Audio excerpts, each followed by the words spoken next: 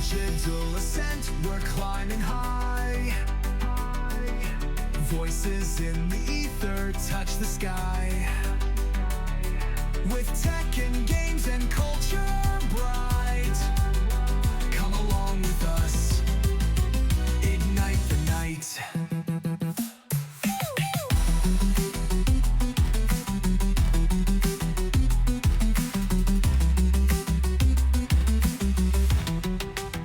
Sean's got the joystick, he's ruling the zone. Gaming world's his digital crone. From pixels to planets, he's never alone. In the realms we conquer, the seeds are sown. Jordan's gaming flair, he's got the beats. Pixel quests and high score feats. Pop culture vibes with endless repeats. In our podcast, he's on the streets. Digital ascent, we're climbing high. Voices in the ether touch the sky. With tech and games and culture bright, come along with us, ignite the night.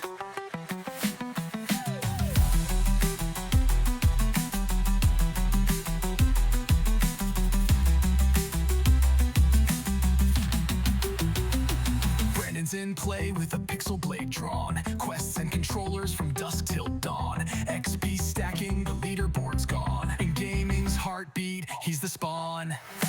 Digital ascent, we're climbing high. Voices in the ether touch the sky. With tech and games and culture bright, come along with us, ignite the night.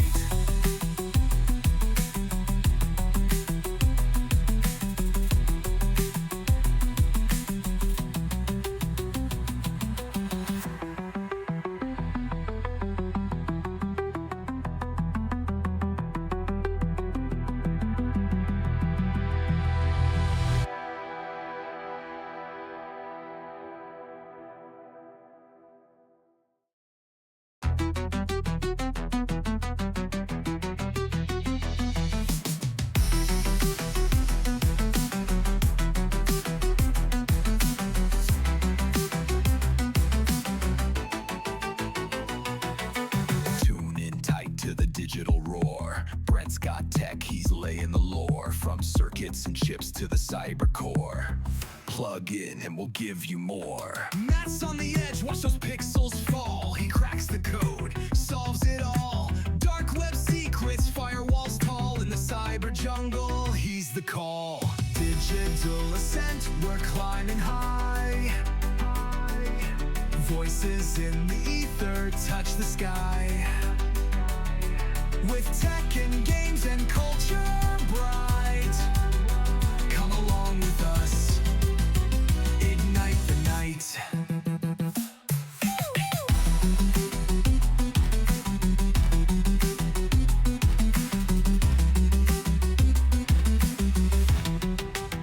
Sean's got the joystick, he's ruling the zone.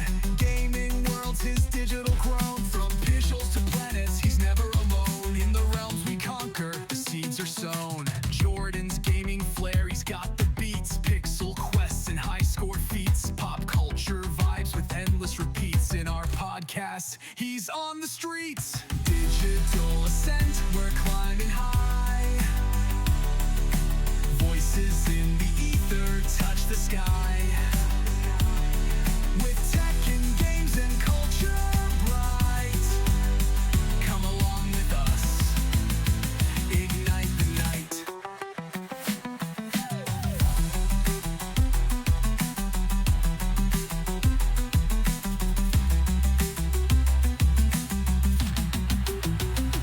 Brandon's in play with a pixel blade drawn. Quests and controllers from dusk till dawn. XP stacking, the leaderboard's gone. Good evening, everybody. Welcome to the Digital Ascent. We got a whole crew here tonight. Look at this. I don't know that I've seen this layout in a while that the Video Ninja does. It's actually like got everybody compressed a little bit. But we've got, of course, myself. We got Matt. We got Brandon of Rivendell. I'm not going to lose his title because he put that in there for a reason. And then we have Sean. And we also have a special guest tonight, C Money. So yeah, I'm not gonna waste a lot of time because I want to get to some of the bigger content here. Let's kick it off with a little bit of a gaming roundtable here. What have you guys been playing? Man, I've been stuck in like the same spot forever now. Stardew Valley. I'm 90 hours in that game, for the record. That's the longest that's the longest my wife has ever played any video game, and she is now coming to me and going, "Hey, man, do you want to farm?" Which has never happened. Dude, I initially was like, "We should try this game," and she was like, "I don't know. It looks kind of boring." And like here we are. Mandykin says you couldn't get into Stardew. That's crazy. Mandy out here smoking crack. Wow. She did not give it a fair shake though. She like looked at a quick video and she's like, eh. No, no. I agree. The video is not so good. You gotta give it like a season. You like romance? It's got it. You like vegetables? It's got that. You like farm animals? It's got that too. She said she tried it. I don't recall this at all. No, I tried it. Do you want to hatch a dinosaur from an egg and then make mayonnaise from it? It's got that too. It does have that, surprisingly. You want to avoid chicken from the pits of hell and make mayonnaise from it? You can do that too, for real. Yeah. So I've been doing all that. I've tried out Songs of Conquest. By the way, Brandon, that game works great on the deck. Feels great, nice. Works great on the deck. And I recently picked up Back to Dawn, which, Brent, I think you should probably check out. I think it's probably up your alley. What is that? I've only have a few hours in it, but you're an undercover reporter of some sort. You're a reporter and you're sent to prison for, fighting the man, basically. And now you have to, find evidence against the man and, escape. It's got some like the Escapist or whatever it is vibes. No, there's those like pixelated escape games. I don't know, man. There's two of them. Yeah. The Escape. I don't know. Fuck it. Escapist is a game from escaping from prison. There it is. Maybe that's what it is then. So whatever. It's interesting. I recommend it. It's got like the animals or people thing going on. It's like that one. You remember that one I played from beginning to finish? Black Sad Detective one. Is Black Sad, right? Nah, I don't. No. I don't think so. It was free on Game Pass. Not The Wolf Among Us. I don't think that's the one. I will leave and not come back. Wait, why? Why is he trolling? I mean, but it was. I don't care if it was or not. It's not pertinent. Behave yourselves, folks. Okay. I don't remember what it was, but it was really unique, but it was quite a good game actually. Man, it's there. Sounds a lot like Black Sad. Yeah, it does sound a lot like Black Sad. That's why I picked up the game, is because it looked a lot like Black Sad. That does sound like Black Sad. So cool. That's what I got. Playing, Brent? What else have I been playing? The game I'm talking about is Backbone. Oh, that fucking game was weird, man. Yeah. Ooh. Mandy called it that what we've been playing. We've been playing WoW again. We've been hitting actual in-game content in this new season in World of Warcraft, and I've still been playing Donkey Kong Bonanza as well. That's been like pretty much it for me. WoW's been taking up all my time. Brandon, Sean, one of you guys. Go ahead, Brandon. Well, I did start up a new save file in Stardew Valley because Matt kept talking about it. Oh, so went my home. And I bought UFO 50, which if you haven't seen it, Derek Yu and the guy who's behind Spelunky. And then some other developers that I don't remember, they joined together and basically they made this game called UFO 50 that is 50 different games. And there's a little bit of a meta where it's like a game company. It's like the course of history over like 13 years or something, where this game company started out like with like really simple pixel, like early Atari type graphics. And then they go through like a progression of their games. This looks weird. Some of these games are really legit. I haven't gotten through them all. I've gotten like 15 in, but like, there's they're 50 all of them, quality games. Like, highly recommend it. I've seen this before. It did look cool. I just never wanted to dip the toe. It was an impulse buy. It released on Switch, and so you see what had happened is that on Blue Sky somebody mentioned that the icon was changing and the old one was really ugly. So it just released, and there's like, I guess they got a lot of complaints, and there's like, we'll replace it tomorrow, which is dumb, but whatever. I wanted to know what the old one looked like. Now you would think I could just look up a picture, but no, I buy the game just to see what the icon looks like. So bit dumb. Slay the Spire. I've been trying to. So I've got over 500 hours in Slay the Spire, and I love Slay the Spire. But I've realized that I don't focus anymore. I kind of I'm just like running through it. So I've been trying to slow down and focus and get back to where I can consistently beat Ascension 20. I have gotten to the heart a couple of times. I haven't beat the heart on Ascension 20 since I started playing again. So that's what I've been playing. Then Office Tetris, because I just moved into a new place and trying to figure out where to put everything has been fun. John, see money? See money? You play video games, man? I don't think we talked about that when we were out there. Yeah, I don't have time like I used to. I was wiping the floor at with everybody at Mario Kart 64 at the dance at DEFCON. Yeah, I'm a local champion. I've won some awards and stuff. I'm a pretty retro guy. I guess one I liked I played kind of recently was Angerfoot. I don't know if you guys heard of that one. Mm-hmm. You just run through this almost psychedelic building, kicking the crap out of everybody, but the gameplay goes with the soundtrack. Ooh, I like that. It's just kind of immersive. Yeah, good soundtrack and everything.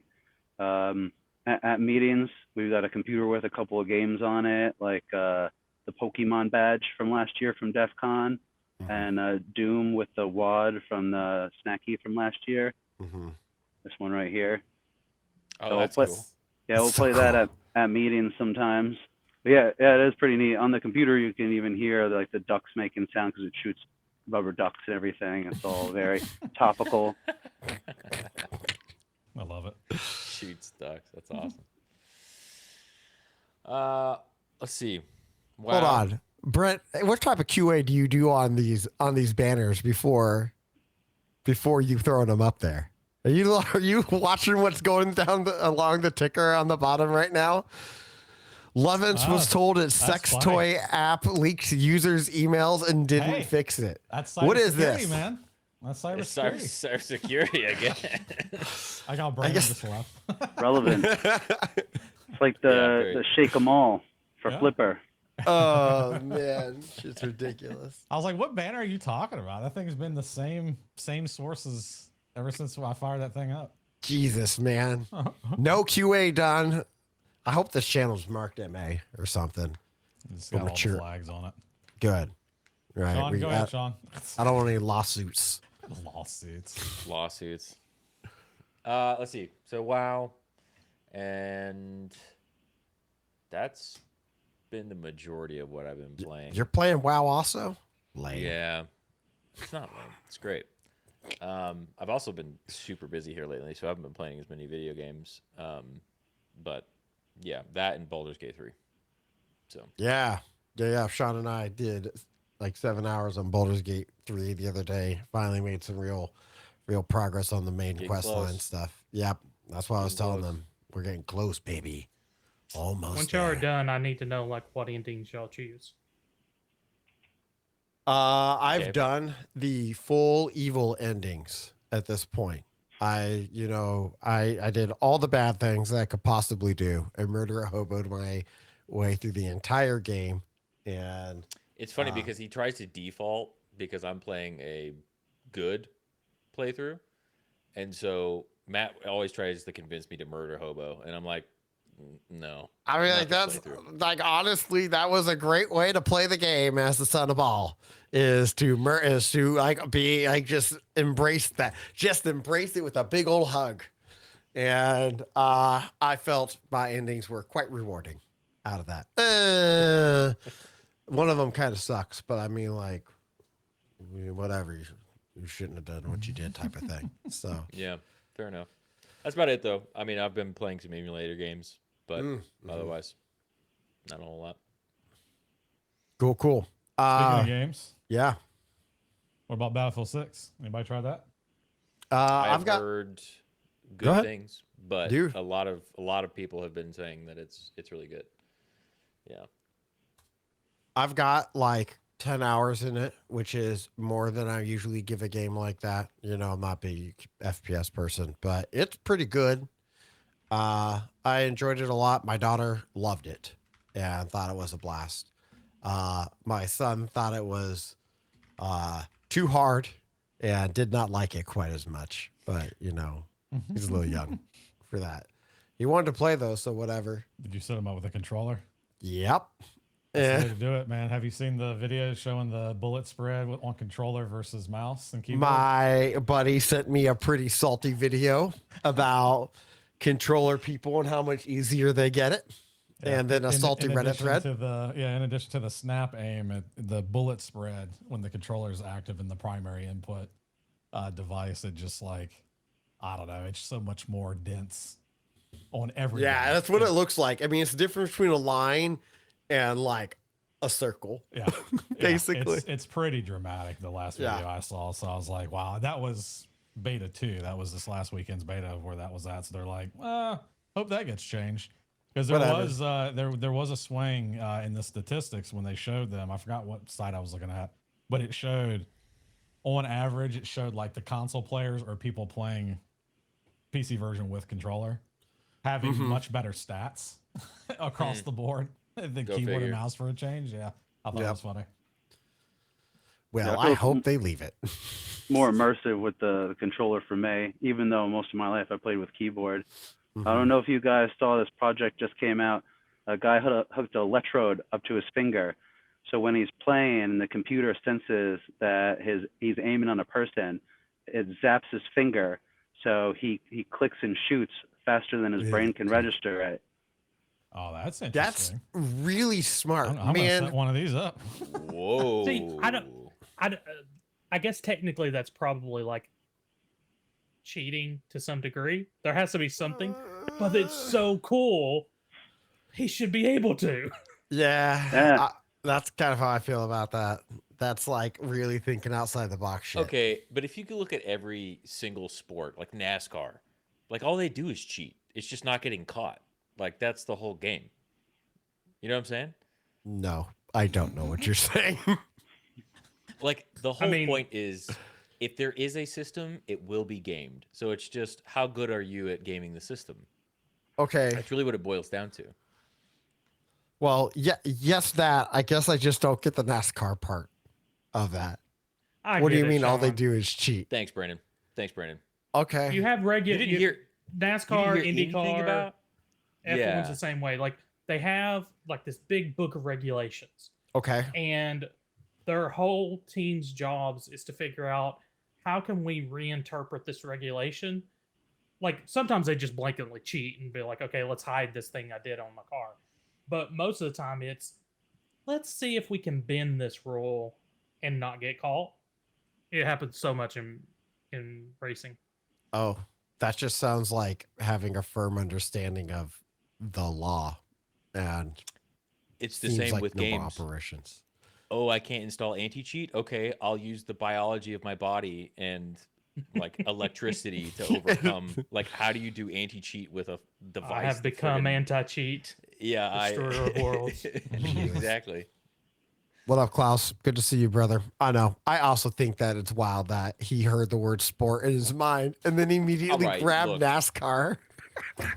It's the one that sticks out the most because I've seen so many reels of freaking like NASCAR cheats. Like they put gas in the aluminum frame so that they could hit a button and it would dump more gas so they didn't have to pit stop as much. Like that's really smart. Like, is that cheating or is that just that's being smart? Matt, that's my point. Matt, that is my point. You just proved it. Like, I don't know. Like, does it say that they can't put gas? That they can't put gas in the frame of their car? Not I mean, anymore. if you don't want that, then you need to make sure that you explicitly call out that what an aluminum frame should be. Hollow. Exactly. With air. Jenkins has it right. It's innovation.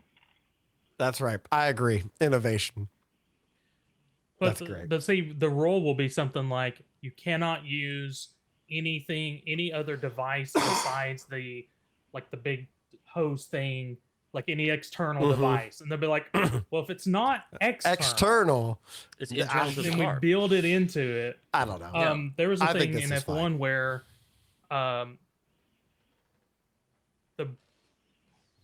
it was never proven, and it wasn't strictly against the rules, but McLaren had a compound that the brakes, because brakes overheat in any race car, but in F1 especially, it was melting to cool the brakes down, but it wasn't leaving any kind of residue or anything behind. It was something that was, so it was gone and nobody could say anything. It was just cool. No, that sounds like cheating. Yeah, if you're destroying evidence, now you're actually cheating. Though I guess you were destroying the evidence of the gas by burning it. But whatever. That was fun. Interesting. I didn't think we'd talk about NASCAR on the stream tonight. We went from Battlefield 6 to NASCAR very quick. I don't You're know where welcome. those two Damn. things It's are always related. fun when I'm around, you know? It is fun. Just ping pong. Just It was very fun. quickly. Yeah. Sorry, I had to roast my wife real quick. All right. Would we like to move on to the big topic? Anything else to be said about Battlefield 6? I don't want to pay $70 for that game. The I'm not base gonna pay model money is for it. the base edition is 70. I will say it's not stopping anybody because just on Steam alone they've sold over 800,000 copies already. Really? Yeah. Whatever. Pre-orders. You know what I'm 800,000 surprised? pre-orders. I'm surprised EA is doing something correct or seemingly correct. Yeah. Let's be careful, okay? I don't know This when is we right could after last say what that. has been told. Like I haven't played it, but I want to. The new Madden game is getting good reviews. Shut up. Like that Madden it's hasn't- actually done some nice things, and I'm just like, EA doing things reasonably well. Wow, it's been a very long time. Yeah, I honestly didn't think that you could put I'm that waiting together. for the drop, Yeah, right. you know? And then we'll be like, When's the rug gonna get surprise. It was EA the entire time. Scooby-Doo mask pull. $30 microtransaction fees. There we go. Exactly. That's what we're That's going to it. see. Yep. Yeah, that's For it. sure. Yeah, the new Madden's going to have 5 teams on it. Everybody else you got to buy. I mean, it probably does regardless. I mean, It'll be region locked. You have to buy your region. You know, like blackouts. You only play as your local Specific. team. Yeah, there we go. Yeah. You'll need a VPN to play blackout. as your favorite team. there'll be blackouts. Like you can only play as your local team if like the stadium is fully sold. Oh, my God. Oh. Partnership See. and association with the NFL. You know, I That's what I wonder expect. what trash can at EA has that idea in it, because I'm sure somebody thought about it and proposed it. Who says a trash can? Sounds like a business model to me. Yeah. Fair enough. It's just next year's iteration.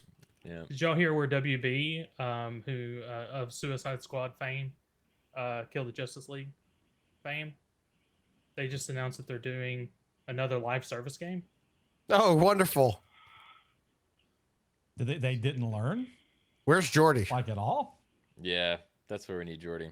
Yeah, I Jordy guess would not. have an opinion. He'd be tripping right now That'd be at the full next. 10. That'd be the He'd be- next 15 to 60 minutes. He'd already left by now. Yeah. Jordy. All right, Matt. Would you like to give All a right. formal introduction to C Money? Yeah. So we have an awesome guy here. His name is C Money. That is C $. He is from DEFCON Group 862. Did I get that right? It's in the background. I can see it. I did get it right. I typed it in Matt the can't show read. notes. It's fine. Yeah. I typed it wrong in the show notes like 3 times. And he very politely was like, yo, dog, you're fucking wrong. Please stop. And so we got it right. I had the pleasure of meeting C Money while I was out at DEFCON. That's kind of a funny story in its own right. And I don't know, C Money, how many DEFCONs you been to? You've been to a bunch at this point, right? Not too many. 5. Yeah, see, that sounds like a bunch. DEFCON's a lot, for the record, for those of you who haven't been. It is, I think, the biggest hacker conference in the world. Yep. And it serviced like 30,000 people this year, I think. Is that right? Do you know? Wow. Yeah. And he said, Klaus says, I would like to donate a microphone that exists in the same room as C Money. Whatever. His Klaus mic is being- fine. Klaus No, is being an audio file. no, you Ignore sound him. fine. He's Ignore being a him. prick. Ignore him. Yeah, just ignore him. Don't feed the trolls. I think is where that is where the that one biggest troll falls. there under. is. Yeah, exactly. I don't pay for anything. Yeah, this is the headset that I got. There you go. Is what it is, man. Deal with it. I think you sound fine. I would have told you if there was a problem. So, C Money was kind enough to, give me some DEF CON tips while I was out there. Let's see. No, those things do not exist free on Game Pass. Unfortunately, if only you could get a mic that way, that'd be sweet. So with that in mind, C Money, why don't you tell us a little bit about yourself? What do you do for a living? How'd you get involved with DEF CON? Things like that. Well, I am a infrastructure manager and system architect for a company that does fulfillment for big companies. I'm not at liberty to say which companies, but ones you've definitely heard of. And I first heard of DEF CON when I was in grade school on a bus in '94. It was the second DEF CON, and I used to program stuff on my Atari, and somebody a little older than me was telling me about that and Cyberpunk, and 7 or 8, however old I was, I wasn't sure what was real and what was fake. Mm-hmm.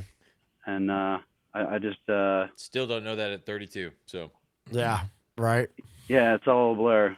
But yeah, I didn't end up going until a job told me that they would pay for me to go to a conference. So without hesitation, I said Black Hat and DEF CON. Mm-hmm.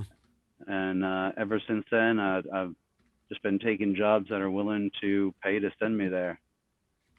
For those who don't know, Black Hat is a conference that precedes DEF CON, like the week leading up to DEF CON. Black Hat's out there, and DEF CON, #1 hacker conference, and Black Hat's like, a vendor zoo is what it looks like to me. I've not been. C Money, you got any thoughts on that, man? Yeah, it's more corporate. It's certainly more organized. They check you in and out of the talks, and you can get continued educational credits for the talks at Black Hat. But it's definitely a little more suit and tie. The party that we got you into was a Black Hat party. Mm-hmm. Yeah, that's why I was saying everybody there was dressed nicer than us, because we were one of the few DEF CONers there. Yeah, we so I showed up to this bar in one of the casinos to meet some people in the Lonely Hacker Club, and by the time I showed up, all those people were gone, and C Money and his crew were there chilling in the same spot. So I just sat down and started hanging out, and C Money was nice enough to let me hang with him and his boy Strudel, and they helped get me into a Black Hat party, which was fantastic because there was lots of free booze and lots of free food. And that was a pretty nice way to start. We did look a little underdressed there in our shorts and t-shirts. Everybody else there was like, dude, everybody there is in a polo, there's people with button down shirts and shit. And I've got my shirt on that says a password cracker walks into a bar and orders a beer. So small juxtaposition, but it was good stuff.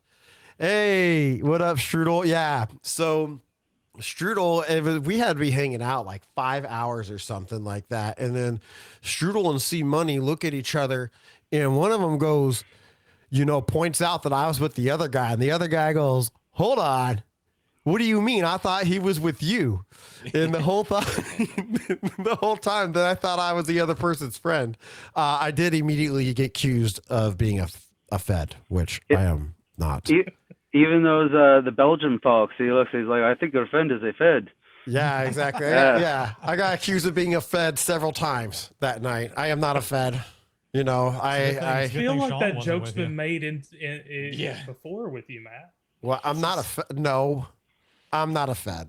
I've never been a Fed. Whatever. You forgot to give me my Miranda rights at the beginning of this interview. Anything I say can and will be used against me. Yeah, I didn't say He I was who a smelt good it, dealt fan. it. Just Damn saying. it. Kaka, I'll have to go to my handler, let him know I'm burned. yeah, Finally, I've been done in. You forgot to mention the view. Yeah, we were at man. the penthouse at Mandalay Bay. Yeah, the view was awesome. It is a beautiful desert out there for sure. And like the city is beautiful. We could see this, like the sphere from where we were, which is a really weird like venue in general. I didn't get to go in, but like I saw it. It's strange stuff. It was a good time. Thank you for bringing me along, C-Money, to that thing. And you too, Strudel. Thank you for bringing me along. That was an awesome experience. And once again, man, the free booze and stuff goes a long way to saving the wallet that night. Yeah, well, that's the way I see it. You know, continental breakfast included. As long as I get a vendor dinner, I'm good for the day. Keep my expenses low. Yeah, no kidding. Because things are crazy expensive out there. I bought a beer, I bought like a Stella at one of the bars the first night, and it was like $15. And what? well, yeah, no, I'm sorry. It was $12.50. It was $12.50. I still don't care. Bad. That's still outrageous. It's pretty bad. For Yeah, a so singular beer. yeah, for a singular Stella out of a bottle, not even like a good beer. Kind of depends on what your definition of singular is. That could mean that it's just a unique, amazing, singular beer experience. This wasn't that. It was a 12-ounce bottle of Stella. I don't know anything about beer, so I was just wondering. This was mid-tier German beer or whatever, I guess. It's okay at best.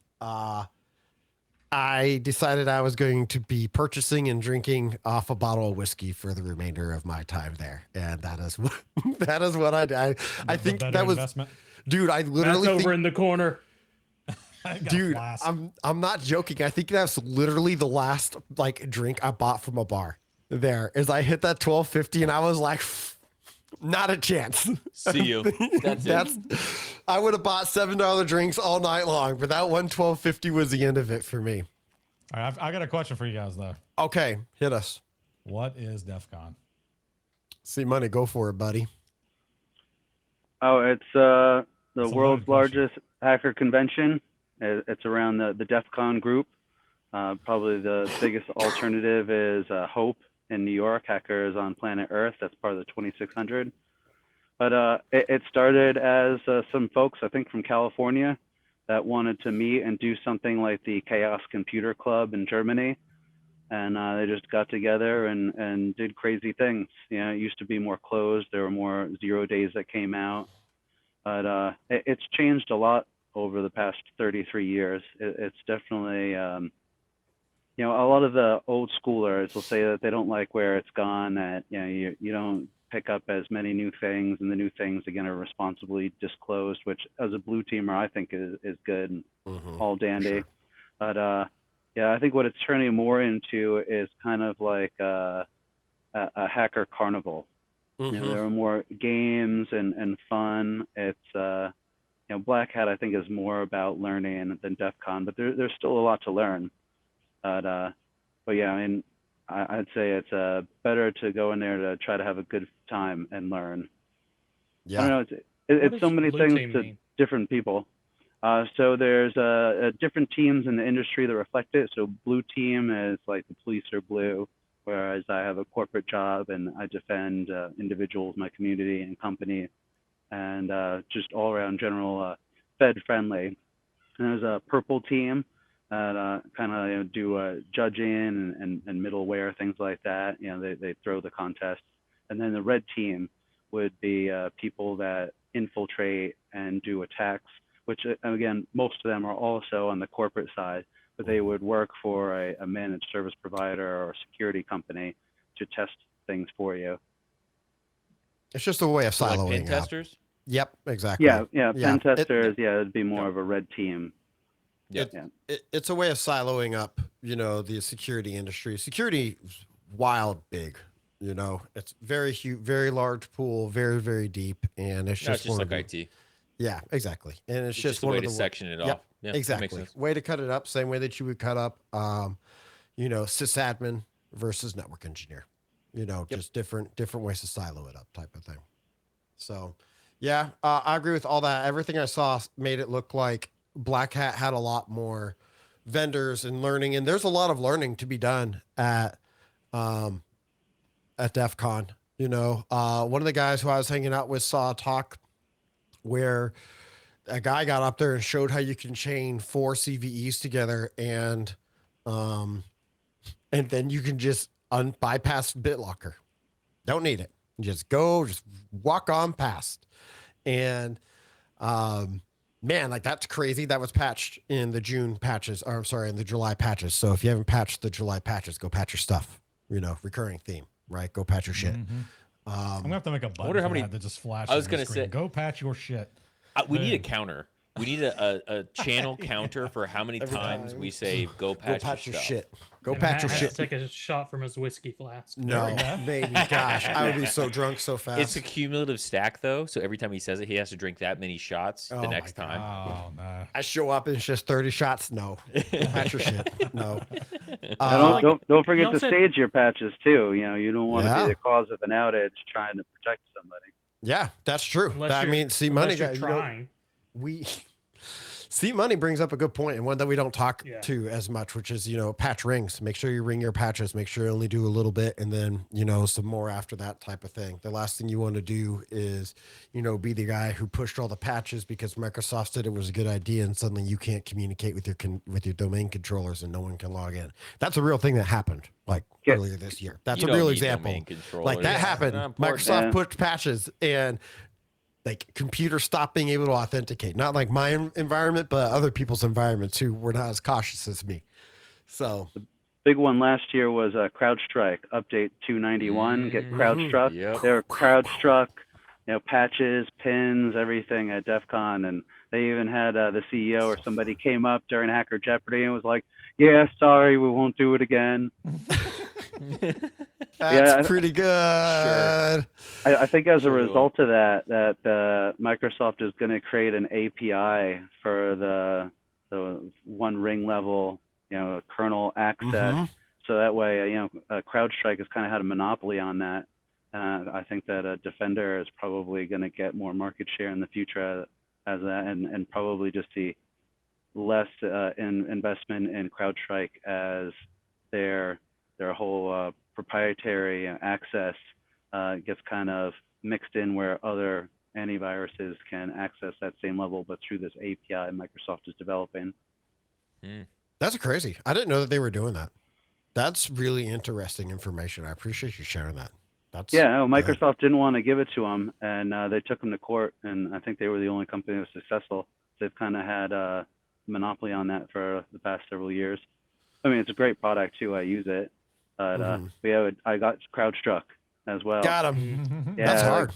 3 in the Yeah, I was morning to 5 managing in the an morning, MSP at the time. patching them. Yep. Yeah, I was managing MSP at the time, and all of a sudden, because we use CrowdStrike everywhere, all of a sudden, nothing's working. Okay. Damn. Everything. that was a is fun day. down. You guys got hit internally also. So you guys had to Yep. had to reformat all of your own machines before you could start helping your friends or helping your clients. Is that how that went down? I don't think you had to reformat. It was Okay.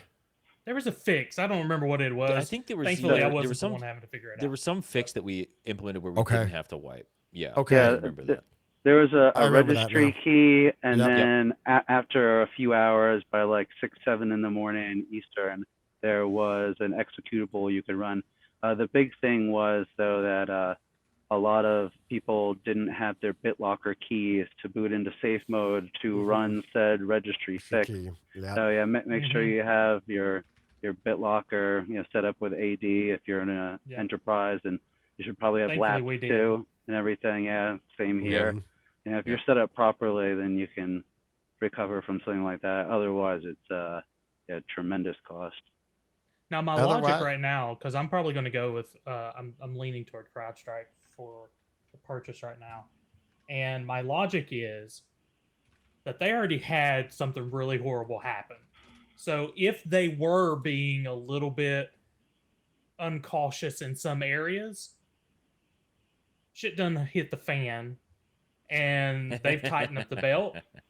And so they're probably the best company to use right now in terms of that kind of product. I like them too.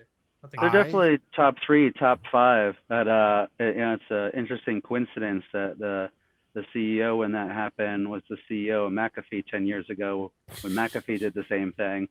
So I don't know. I don't know what happens there. I like the company, but they might have a little bit of a fail fast philosophy, which could be dangerous in security. Yeah, I think in that case they had, what was it? They had like basically not passed the QA correctly. Like they did, their QA image wasn't fully updated, and so I guess just sloppy design, man. Sloppy testing. Sloppy. Yeah, sloppy design. They had a AI do the QA, and the environment, it spins up a VM and does testing, but it's only in existing environments where the registry key doesn't match one that's just installed on a VM. So yeah, the AI didn't pick it up. It was kind of a runtime error, even though it was a static issue. You know, it had to be already installed to affect it, and that's why it didn't get caught by the QA AI. There you go. Don't fire all the humans yet. I was about ready to make a joke about how AI is going to steal all of our jobs, though, and none of us will have it in a little bit. Yeah, Skynet's going to crash everything. It's going to be worse than Judgment Day. Everyone's not going to have their Twitter. Yeah. Oh, man. They'll just start fighting each other in the street. Oh, my gosh. All right. So, Brandon, I think you bring up a point there about, once you've screwed up, maybe you're a little more cautious. I do want to bring up the 2 uncoolest people I met during all of DEF CON. I only met 2 people at DEF CON that I was outright was like, I do not like you. And I exited out. I'm sorry, there was 3, but I'm not bringing up that last one. The last one was too weird. And the last one, some dude tried to get me to join a cult or something. I'm not really sure. I did that once. Right. It might have been fun. I was like, no, I don't want this. And I was like, how's your DEF CON going? And he started going on about the cult stuff again. And I was like, no, I'm done with this conversation. Goodbye. No, I met these 2 guys who were senior security officers at their company, stuff like that. Not like engineer level guys, but I sit on, I report to the CTO and I'm part of the C-suite kind of.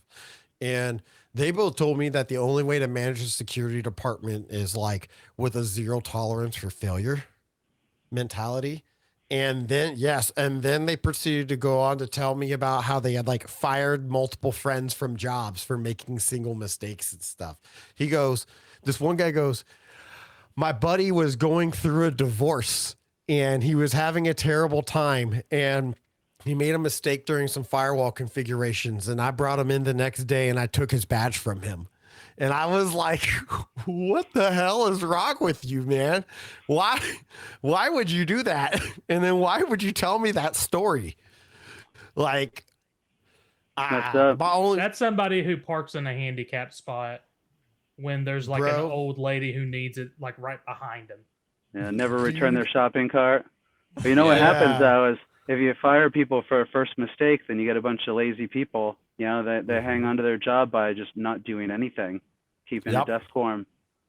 Why strive to do better if you risk your job? Yeah, exactly. And it creates an environment where you're encourages you to hide issues to the best of your ability. Sure. He told me a story. He fired another one of his he's like, I fired the best engineer I ever had. I was like, wow, man, what did he do? Oh, he started change 5 minutes before change window, and he caused a production outage. And we lost money. I was like, well, hold up, how much money did you lose? And he's like, it was a lot of money or whatever. I mean, it's always a lot of money, right? And I was like, but damn, dude, I was like, did he have other performance issues? Nope, not at all. And I was like, shit, man, you just fired the best engineer you ever had because he showed up to the party 5 minutes early. What are you doing? Yeah, they took their prick cards early in life. I just what? No. So let's talk about people you did like, though. Okay. I'm getting bummed out with you keeping. All right. So I think, all right. So I think that so I ended up palling around all weekend with this electrical engineer who said he wasn't a hacker. First he goes, I'm not a hacker. And then he starts talking about his job where he literally like rewrites firmware on chips for like electrical engineering stuff. And I'm like, okay, that's pretty hacker chops, maybe more than I got. And then he starts telling me, like, he still talks about how he isn't a hacker. And then later in the day, he starts telling me about how he like gets like a bunch of money from churning bank accounts. And I'm like, what do you mean a bunch of money? He's like, you know, I make like $10,000 a year from churning bank accounts and credit cards and not like doing any actual work. And what does that mean, churning bank accounts? So he finds banks that have like deals, like, you know, $500 for opening up a new checking account. Gotcha. And he opens it up, moves his direct deposit there, waits exactly 1 month, gets the $500, takes all of his money out and closes it, and then goes to another bank and then does that over and over again. And he does it with credit cards too. And throughout the course of the year, he said that he's able to put together 10 grand of like straight hard cash. And all he does is change his direct deposit basically once a month. Is how he put it. I mean, that's good for about 2 years. There is a finite number of banks in the country, though. He apparently churns the same banks over and over again. Well, that's just their own stupid fault. Yeah, my neighbor does that too. I think you're onto something with the 2 years. My neighbor was saying that banks will let you do it again after 2 to 5 years, depending on the bank. And he says it's only had a minimum impact on his credit. That was my question: is what's your credit like after opening all these cards? The guy How do they not keep track of it though? I don't understand how you could do the same one. I agree with Brandon. There's no way that you can. Oh my God. They do. I think it comes down to fractional banking. Is that, you know, they have these deals so that they can bring in people even more money for the same customers. Then they can make loans on up to 90% of that money, and then they can sell those loans to other banks that can make 90%. So they can make money out of thin air by doing I get that. it. But how are they not, from a tracking standpoint on the bank side? How are they not recognizing, because you have to provide personal information when you do this? So how are they not recognizing? It's what Klaus is saying. Klaus is correct. It's because they're betting that you aren't going to cancel. And, you know, because at the end of the day, I mean, it's also what Money's doing. Because if you don't cancel and your money's in there now because it's too much trouble or whatever it is, like, that's more money that they can loan out, right? But even if you move it, they've already made loans on that money. They've already made more money than they've given you. Well, that's what banking laws are for, is to make sure that that doesn't happen with too much. Like, I don't know. The news keeps telling me that white collar crime is legal now. I haven't tried it yet.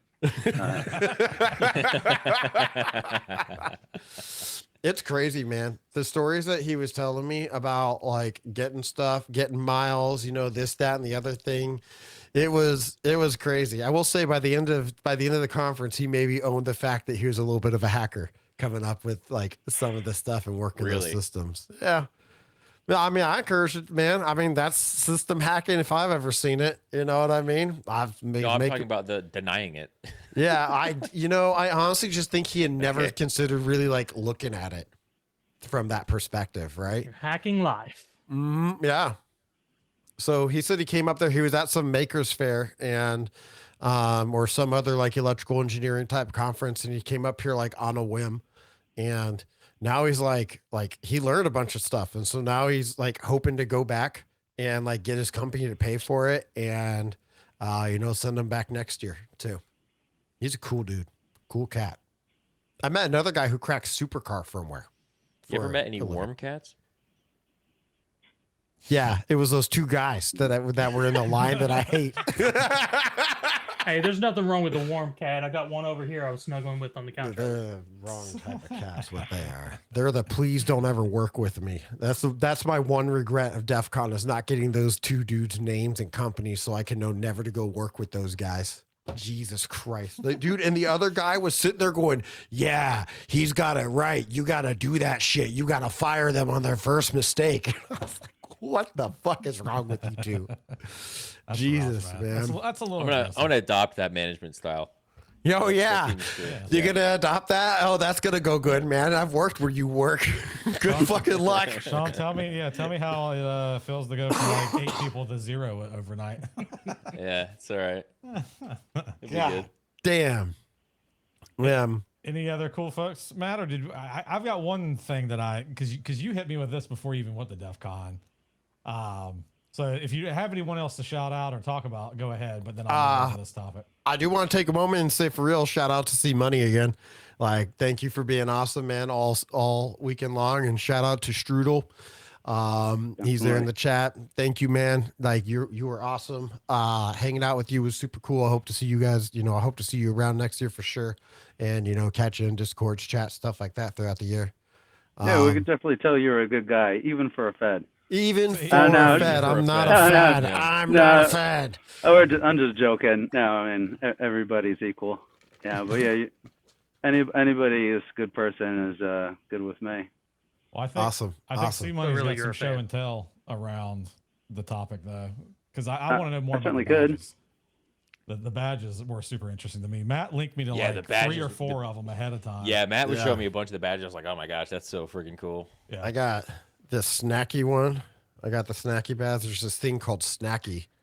Okay. Yeah. And you basically work this capture the flag. And if you do a good job, then you get this badge that has like gifts and stuff in the middle of it. It's crazy, man. This thing is cool.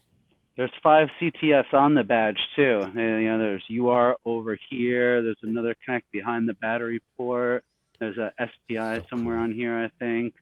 But yeah, there's additional ones. Yeah, as part of Snacky, it's my favorite CTF team. I really like Snacky. Snacky. So there are a lot of capture the flags or like little puzzles to do there. I was blown away. First of all, like everybody I talked to has a CTF. I see money. I never did yours. I'm sorry. I know you said it was cool. It's not too late. Can you explain the acronyms? CTF is capture the flag. Yeah, and so like you go find flags in the code, which is or like key phrases basically, and then you put them in a portal and you show that you did the work basically, and then you get thumbs up or whatever. And Snacky is this vending machine that vends these badges, man, and gives you shit if you like punch in the right codes basically. And that was crazy. It took me like 4 or 5 hours to get that badge. I see money. I imagine you did it faster than me. You've seen. I social engineered someone to give me the code. I was there maybe 7-10 minutes. Yeah. But I mean, I had to run because I was hosting my CTF and I was doing the Whiskey Pirates CTF, which I did finish. I got their coin. Oh, that's cool. I kind of like coins more than badges personally, but that just frees up more badges for other folks. Yeah. But yeah, I got 15 coins this year. It's a new record for me. So how exactly? So C-Money, how did you social engineer the code? Hey, can you give me the code? Seems like a. Oh well, yeah, basically, I bet. It was pretty easy. I'm overstating it. I did some trades. I talked nice to some folks. I convinced them to, say that I was doing it with them all along. And while they were finishing the last 2 flags, I tried to bribe people that had gotten it. So I was waiting until people walked away from the machine, and I was like the guy in Willy Wonka, like, oh, you've got a golden ticket. I social engineer my way into management, I realize. Yeah, amen to that. It's funny. Yeah, I heard that. That's funny. And then I fire everybody that makes a mistake. Yeah, exactly. Dang, Brandon, you got the wrong message. One part I missed. There's definitely aspects of DEF CON where it's more who you know than what you know. And there's multiple ways to do things. Like the first year they had Snacky at DEF CON 30, they had a bunch of chopsticks and little babies so people could play Pass the Baby. And when I showed up at the machine, because I heard about it, and I, for whatever reason, assumed that this vending machine was going to be like in a hotel or something. Like I was going to all the associated hotels and looking, and some people got the same idea because I saw some machines, soda machines that are broken into and whatnot. But yeah, when I finally found it in the contest room of all places, people were trying to get badges by taping together chopsticks. And I thought, oh, I've got a dipole antenna and a holder for it. And I taped those together. And I was just sticking it up there. My whole arms in the vending machine. It was like I was a teenager and starving again. And I was shaking loose badge after badge. And I was pulling them off and throwing them behind me and giving them to people. And that was definitely one of my favorite DEF CON moments. That's kind of one of the big things that made me want to start a DEF CON group. Was that, I was like, I'm having so much fun by myself. I need to have people I could share it with. But yeah, the badge that year, since it was right after the pandemic, were the T Lily Go watches with special firmware on them, and some other stuff. Some Matt Damon swag is the first year badge bag. So funny. Matt Damon. Yeah, Matt actually, Damon. you can see on the one from this year. That's Focus. That's Matt Damon Award. It even says Matt Damon. Wow. There's like 5 Matt Damon pretty gifs cool, on the man. badge, like little holographics on pretty the slick. badge. I Also. like that. It's really cool, I like man. that there's little rewards to do. Yes. Yeah, And, I got- like hunts. I could say the last year. Sorry to cut you off. No, go ahead. Go ahead. So yeah, the Hack Boy was what they had in the vending machine last year, and I think you see there's even Snacky there in the photo. God, it's so And cool. that one, I came prepared. I got a 15-foot drain clear. It's one of those things you press it and the little teeth open up at the end, and an endoscope. So I went right up there. There's videos of me doing it on the DEFCON media server for both years. So yeah, so that's 3 years I got Snacky badges, and I didn't really do it properly. But yeah, in my defense, at DEFCON 30, someone was sharing the code, and it was a static code. So I was just watching people one after the other go up, and the guy was sending me about the badges. I was like, what about all these people here? I was like, the only thing you need for entry is a Twitter account. And I asked him if Twitter sponsored Snacky. And he was like, go ahead, keep getting badges. It's fine. Sick. I bought this badge Jeez. here. This was stupid That's crazy. expensive. Here, So- you can't. That is a cool one now. I have a I have the Black Badge raffle card for that. You I'll have to do? give it to you next year, yeah. This thing is awesome. So you can't really So my with- camera with won't really screen it very well. This. I'm curious about the learning part. So are there people that go around and do like TED Talks basically on the content, and like what kind of topics, I guess, are discussed there? So that's you cool. that's the Is that a trading the card? card for it. Yeah, there are trading cards that go along with. That's the one for his badge. I have it in hologram and non-hologram. Look at you. So I yeah, love this badge. there are villages that are around different things like social engineering, lock picking, RF, things like that.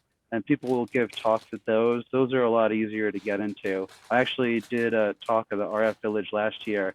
That lets you know that the bar isn't too high, but I had to plead a lot to get there.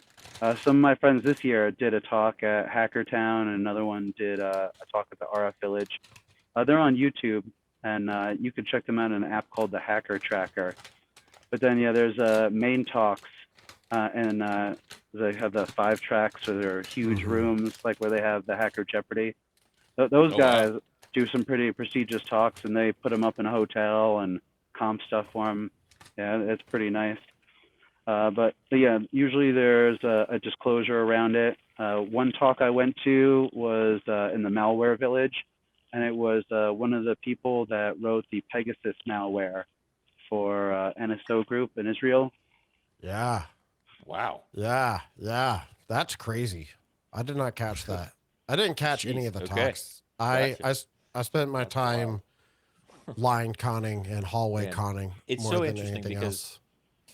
I'm a systems guy by nature. And so I don't really get into I do vulnerability remediation and that kind of stuff, but I'm not like doing any of the hacking side of things. So it's kind of a different world for me.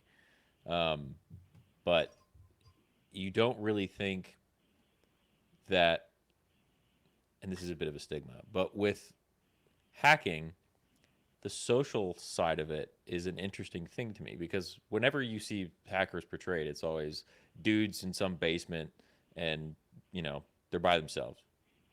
Right? But it's incredibly social by nature in actuality because you have so many people collaborating on doing things, not only from the malicious side, but also on the defensive side. And it's cool that basically a hive mind of people come together and just talk about it. Again, like at least my perception of it was everybody's kind of off on their own and they'll like post things, but never that interactive. So that's really cool. It's very interactive. In fact, if you're alone, there's a Lonely Hackers Club and things like that where they try to connect you with people. And but you know, you're already a hacker. You just don't even know it yet. You know, like I used to hack stuff before I turned 18, and you know, took like 20 something years off. And then when I went to DEF CON, you know, I was picking up things like lock picking and physical attacks because it's, you know, it was like the only vacation I took. So it was nice to step away from the computer for a week once a year and actually do different things. And see, since there's games around it, you know, it's like, oh, this is fun. And but it's come up though, you know, being in IT, I've had times where someone was locked out of a cabinet or an office or a server room. Just last month, the data center that I'm at lost power, and they didn't know what to do. And I grabbed a piece of Cat6 cable, and I went under the door and went through the top and was able to toggle the crash bar and get in there. And then I was showing everybody else how to do it. So, you know, like I can get into a building with a Cat6 cable. But, you know, I learned it so that I could play games at DEF CON, and I didn't think that it would be a useful skill, but it comes in handy. And it's, you know, it broadens your horizons. You know, it says like, oh, you do system admin stuff. Well, this is what you're missing with network admin stuff. Oh, what about physical? And like you said, outside of it being very social and very collaborative environment, there's a social engineering village, which personally isn't my bag of chips. A lot of that is around phishing, manipulation, and psych ops. You know, like that's like, you know, CIA, MK Ultra stuff. And I like manipulating the machines, not people. I'm a little too lighthearted for that, but it's important to know and understand it, even if it's not something that you would want to incorporate outside of games. It's good to know it, even if you're not going to be using it per se, because you'll at least be aware of it. That's one thing that I've found is it's not necessarily that you're going to use it maliciously, but somebody will. And so if you've been even exposed to it from a basic understanding, you're less likely to fall for it. It's just like teaching people about phishing campaigns and doing the like know before training, things like that. If you're even moderately aware, the likelihood that you're going to be susceptible to it is vastly lower than you just being unaware in general. So yeah, that makes sense. Yeah, that and understanding the mindset of why someone would do it and how they would go about doing it. It really gives you a perspective that your coworkers won't have. And you learn about cool stuff too, like Cyberfish is a free tool that'll replace KnowBe4, although I know I use KnowBe4 too. And KnowBe4 has been a sponsor at DEF CON and Black Hat in the past too. Yeah, they've done stuff. Kevin Midnick was there in the past when he was around. I got a few of his lock picking cards. But yeah, and there is that, like, again, with the whole collaborative part, is that even outside of DEF CON, you know, if you're sitting in the casino, a kid might walk up to you and be like, you know, like, how do I get into cybersecurity? You have a really good conversation, you help somebody out, or you know, out at the promenade and had a steak dinner with somebody from Bulgaria who was a self-proclaimed gray hat, and I got to talk to them about, you know, why and how they go about committing cyber crimes. I think that's part of the whole mystique of using handles, because again, I'm blue team. You know, I follow the law and everything to the letter, but having everyone be able to use a handle allows other people to come to the table, so we can all have that discussion and really understand the mindset on both sides, and everybody just be better at what we're passionate about. I've met a guy who told me that that's a great way to put that. I met a guy. who told me because that. it's helpful to understand when. What are you two chuckling about? I was trying to talk, and you was like, "Fuck Share with Matt." the class. Can you You were not just hear talking Matt, over Sean? Matt. I can't hear Matt at all. Test. Well, there we go. Yeah. No wonder Sean been Is Matt talking even over here? me. He disappeared from What? everything that I've seen. Like he's not been here. I thought he was gone. I No, thought he was. he Like, was in trying the to bathroom talk, or and you something. kept talking over him. And he's like, "What the hell, man?" Okay, Sean. Fuck you, I guess. All Whatever. right, Matt. I pause. Oh, Sean, all right. Mandy I says was Sean saying- is trolling. Yeah. I could show you my screen right now. Matt's not on it. He's not here. All He's right, he's still talking right over there. me. Yeah, he's down and over and Yeah. Bitch. You might want to refresh then or reconnect. Yeah. All right. I'm gonna be right back. And we're gonna lose Okay. Sean. So I met a guy who told me that that he sold meth on the dark web. I was like, "Hey, what are you doing here, man?" Okay. And he was like, "Hey, man, I'm just like here, man." And I was like, "Oh, what do you do?" He's like, I sell meth on the dark web." And I was like, "Oh, how nice." I would have never have thought that is a thing. I'm gonna be honest with you. How did you get into that line of business, sir? It was an interesting conversation that I could not nope out of anywhere near fast enough. Like I just wanted out, and I couldn't figure out how to do it quick enough. It was. I'll tell you what. Sean, can you hear me now? Hey, there's Matt. Yeah, actually I'm here here now. Jesus Christ, this guy. And Matt, when you put 30,000 people together, even if it's 30,000 people from your hometown, someone has sold meth on the dark web. There you go. It's I a should have known. statistical Seconds and we're anomaly. talking about meth. Yeah, dude, that's what I was saying. I rolled up to some dude and I'm like, "Hey, how you doing? What do you do, man?" And he was like, "I sell meth on the dark web." And I was like, "That's crazy that you would Here's just my tell me card. that." Yeah, Like he's got a business card. you He didn't, really wants to get on the podcast. you didn't wait but 5 seconds to tell me about your meth dealing. I'm not sure that you're a very secure meth dealer, sir. You need to work on your OPSEC. It just looked like you want some. Oh, I It was an guess. offer. Fuck me. Yeah. So I did want to talk about Social Engineering Village for a minute. That place is crazy. So after they have all the main people come up who like do the real hacking, they let anybody from the audience sign up, and you drop into the booth and you get 5 minutes to answer 3 questions. Questions being like an easy, medium, hard. Like, do you get MFA push notifications? Does your password rotate? And how would you validate that this was IT, if that IT is the person who's on the phone with you, if IT calls and says that they have an issue?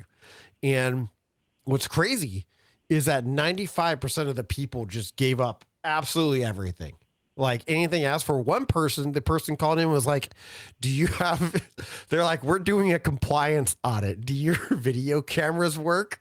Or do you have any video cameras?" And the person was like, "Yeah, I've got cameras, but none of them in the front work." Okay. Do you have a security guard? No, we don't have any security guard. It was nuts. And this was people like they were like calling these are people, real reaching out to people. Yeah. So you show up and they're like, "You're calling Anytime Fitness. Good luck." Get them to tell you if they get MFA pushes.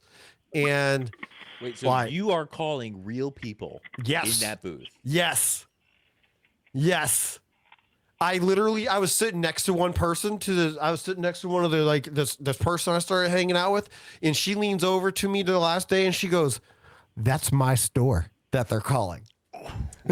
she's like, "Those are my people." She's like, "I hope that they don't give up nothing." They did. They gave it all up. It's, dude, like the success rate's so incredibly high.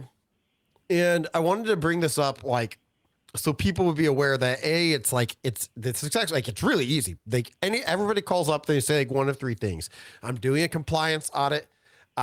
We have an ongoing security event," or, "I just need a little help for this report from my boss," basically. And people just gobble it up. And before you think, well, that couldn't happen to a big company, I want to point out that Workday, maybe it's called the Workday company or Workday, just released a blog post on Friday saying that they got social engineer hacked, where somebody called in and through series of calling in, pretending to be IT and pretending to be HR, they were able to get through and eventually convince people to give up their login credentials and everything and access Workday company data. They were not able to access like customer data. Well, yes and no. They weren't able to access your data if you're a Workday customer. They do now know that you are a Workday customer and they have your email address and phone number. So, good luck with those incoming social engineering hacks because like it's coming. Warn your HR teams. It's easier and faster than hacking when you do the two side by side. It's crazy, man. It's like it happens over and over again. It seems like the social engineering is every year there's a little bit more of it, because you just call and you say, "Hi, I'm help desk. Give me your password," and like somebody will give it to you. I promise you. It's crazy. But that's like sleight of hand, that's more stage tricks, it gets much more dangerous when you get into the psyops, when you're manipulating search results or sending people emails that aren't spam to manipulate their sensibilities to change the way they think about things. Yep. All threats too. Real threats that happen in real world. Yeah, you could maybe you're the Fed. Take down whole countries like that. You said maybe you're the Fed. Yeah, maybe you know about all the psyops. Maybe you're the Fed. I will not confirm or deny. Do you guys want to look at more badges? Yes. You see? Yeah. Ooh, shiny things, distraction. So this is a popular badge this year from Nick's Vegas. This one has a LoRa type of connection, which Snacky did too, where you had to be within proximity. That was awesome. You could there were literally challenges where you were texting the freaking snack machine for answers and stuff. You needed specifically mesh equipment to get it done. It was really cool. Sorry, go ahead, see money. Of course, if you want the highest quality, there's Rabbit Labs makes the best stuff. It shines. And like I was telling you guys before, a few of the people in the crew, including myself, made it to the badge this year. I appreciate being part of the problem and the solution. See, a little less badge like this is the Nyan box. I think it does a lot of sniffing. Okay. Yeah. So you can do a lot of good war driving stuff with it. It's got several radios in it. Must have a good nose. So is that guy who sells meth on the dark web. What are you talking about? God, man. I knew it when I walked up to that guy. I was like, this is going to be a problem. I shouldn't engage in a conversation. Oh, that's but cool. here we were. What is that thing? Yeah, it was a little Game Boy thing? Yeah, it's a face badge, but it does have one game on it where you got to go back and forth. I already died. It's cool. Yeah, it has a sensor for I'm trying to play backwards. It has the 9 degrees of freedom sensor in it, so that you can wiggle it back and forth, and it does other stuff too. There's a CTF in it. I didn't get around to it. I was just collecting all the things. The badge from last year. I said I didn't grab a lot of the stuff. I thought that you were showing badges, not me. But, no, you have way more than I do, though. All I have is like these two, and then like this little one that I made. Speaking I got a bunch of badge add-ons. But yeah, Rabbit Labs gave me this too, a flux capacitor. Oh, you put nice. this on top of your Flip Brent. Zero. And, man, Brent's salivating. You don't know, but Brent's gigahertz salivating. go a lot further. They have other stuff too, like this has a bunch of infrared. So with that on it, or like the RR blaster that Rabbit Labs has, you can still switch to TV channels, do the regular IR things. But with that one, I'm able to do it in the middle of the day, across the street, through a window with some shades down, still turn the TV on and off. And you can turn off a TV like 200 meters away in perfect conditions. It's just pretty crazy. Do you have the EMP gun? No, I don't know if that's even legal. This is a Talking Sasquatches dual Marauder. So this plugs into the top of the Flipper Zero and has 2 ESPs, GPS, and some other stuff on it. A few other things. Rabbit Labs also had with them Midwest Gadgets, and they had a few things, including the sticker that goes in the back of the Flipper that cool. absorbs the NFC and repeats it. So it goes a lot further. And on the back of that too, a few of us are on there, including me again right there, see money. So I made my way onto some wares this year. But yeah, they've got a lot of cool stuff. I even keep one on my phone, the repeater there. So I can scan things a lot easier. Since it scans from a further distance, it gives the impression that it scans faster. You know, if you're walking by someone and scanning a badge in a pocket, you know, it reads from further away, so it starts reading faster. You get a cleaner read, etc., etc. It's cool stuff, man. The gadgets that people had out there were crazy. It was a really eye-opening experience, you know, talking to you and you know, talking to Strudel, you know, and you know, everybody else who had the Flipper. Strudel. Yep, Strudel. Shout out again to Strudel. That's awesome. Yeah, so that's he does the momentum. So yeah, he does. He works on the Momentum Flipper firmware. So I sit down, right, and all I have is my business cards for Digital Ascent to hand out, and this dude Strudel's out here handing out freaking RFID cards that are all nice and yeah, it was NFCs. Yep, it was freaking sorry, NFC cards. Thank you very much, and that was awesome. C Money had a bunch of awesome stickers and things that he had out, plus the CTF. Hey, if you've got a web link for that CTF, drop it in the chat or something, or give it to me and I'll drop it in the chat so people can go check that out. I don't know if they can do. I don't have the chat open, but if you go to the main page, dc862.org, on the bottom, we used to have it more hidden, but there's a little guy that dances around, says I'm a secret. Otherwise, it's just dc862.org/CTF. We'll bring you to the page. And yeah, the one from last year and this year are still up. And as long as people keep emailing, you know, I'll keep putting them on the list. I'll queue up some coins for people next year. We're already working on the one for next year too. I will say that what we're planning on being the first flag is a QR code that if you scan it, it rickrolls you. Yes.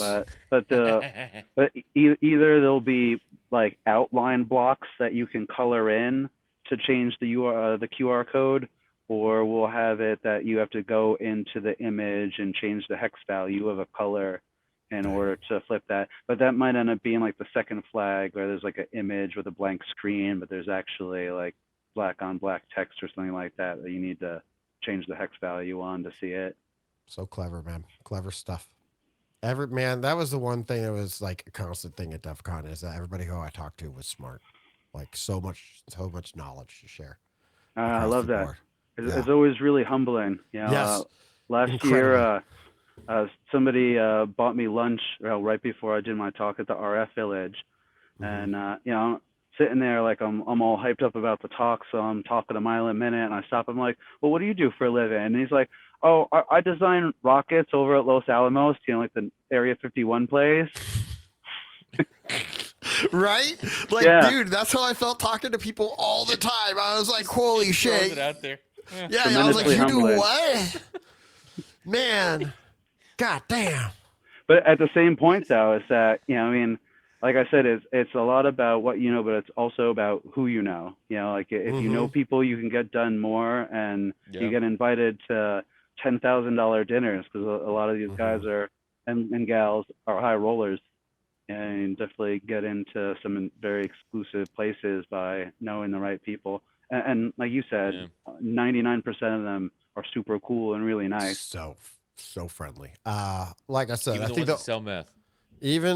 Look, man, that guy was real. Look, he had some interesting things to say, but he was really nice to me the entire time. You know, he was polite and engaged in conversation and shared with me all like how he got into meth dealing on the dark web. And like, yes. And like, he was really nice. The only two people who I met were like kind of assholes were those like C-suite people who were like, fire everybody all We the don't time. condone the use of meth. Yeah. Yeah, They were there. we don't. Yeah, I'm just gonna put it out there. Yeah, we don't. Those two guys were there for Black Hat and just ended up staying for DEF CON. Guarantee it.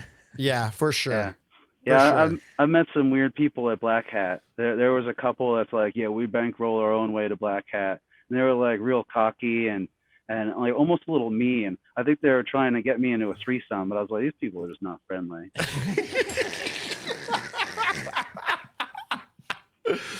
Oh man, that was great. Shit. What happened to Brandon? He left. I don't know. He was just like, I'm done. Maybe he's gonna go buy some meth. I don't know. He's on his little black web. He's on the dark web. Yeah. Yeah, he's like, hold up, I'm gonna go meet Matt's new friend. Ah, there he is. That was a quick transaction. Yeah. All right. They Any said no. we want to get the kind of closing thoughts? We got anything Sure, else? My man. closing thought is that this sounds really cool. It's I so agree cool. with you, Matt, that I like just hearing y'all talk about it. I'm like, I'm just not that smart. Not in that way. I have intelligence in other ways, not that. So when we talk about what y'all are like,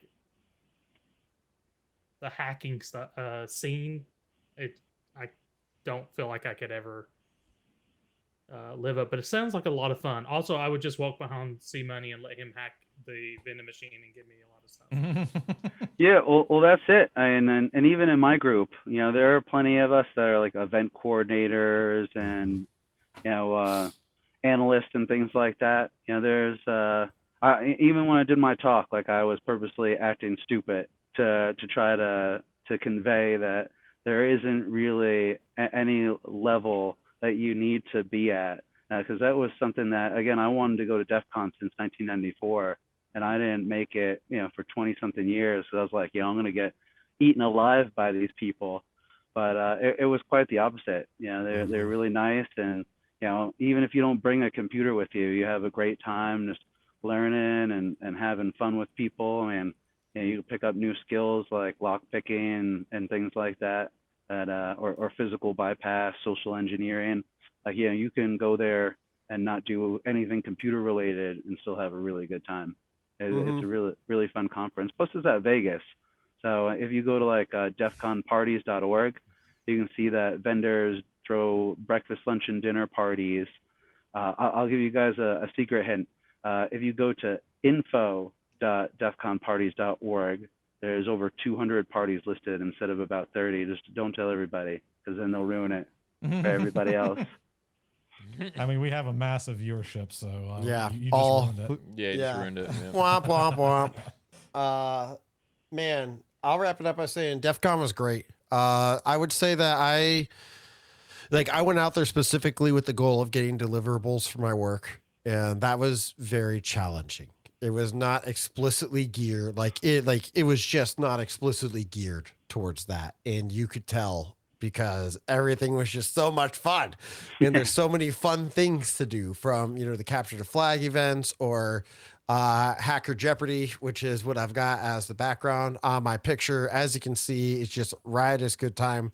That lady that, let's see there, her absolutely shit-faced by the time she showed up on stage. It was rough. I don't know if their team got a single thing right, and she had something to say like every other question. It was pretty amusing, but not very good for deliverables. So I would say, my one thing is, I would say, if you're going for a good time, you shouldn't have a hard time finding a good time. There's awesome people. Everyone's so nice. You just by talking to people, you'll meet tons of smart people and, learn a lot. But, I went out there with questions like, how do you solve these really specific phishing problems that I have? And what GRC platform do you like? And I got some of those answers, but I was really combing like to get them. So, you know, your mileage may vary. Yeah, it really quite literally was comb in the desert for some of that stuff. So mileage may vary. Overall, I recommend it. Goodbye, Brandon. I guess that's enough of you're done here. Had enough. I'm going. Yeah, whatever. Bye. Rude. Overall, though, you know, I recommend DEFCON. I'll definitely try and go next year, and maybe I'll do some better expectation setting about the deliverables, and I'll stress less. So, yeah, it doesn't get easier, right? Doing a write up for work, but you'll have more than twice as much fun now that you know what to expect, and for sure. and you've made connections. Yes. Yeah, so many friends, so many new friends now, which, you know, I'm like looking forward to. I got looped in with a local security group here in Nashville, and I'm going to a meetup soon.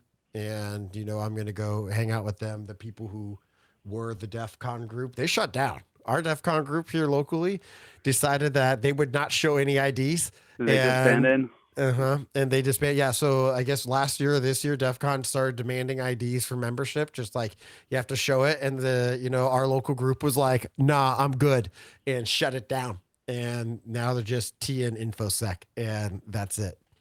Well, if you are looking for a group, we meet on Discord the first Friday every month at 7 p.m. Eastern, and we do Discord video. So we do have people in San Francisco, Alabama, Canada, all over that join. The 862 one? Yeah. Yeah. All right. Very cool. Very cool. I may do that. I may join this. So I think that's about it, guys. Any closing thoughts? I guess I've said everything I need to say. That's very cool. Yeah, I'd like to check it out at some point. I have to make come to DEFCON with me. Come party. I mean, come get work deliverables. Absolutely. Well, thank you for having me, gentlemen. Yeah, man. Thank you, buddy. Yeah, absolutely. Awesome. Thanks everybody in chat. Love you guys and gals, and hit us up on Discord. See Money will be over there as well, I hope. Yeah, man, for sure. And we'll see you guys next time. All right, take it easy. Bye. Bye-bye.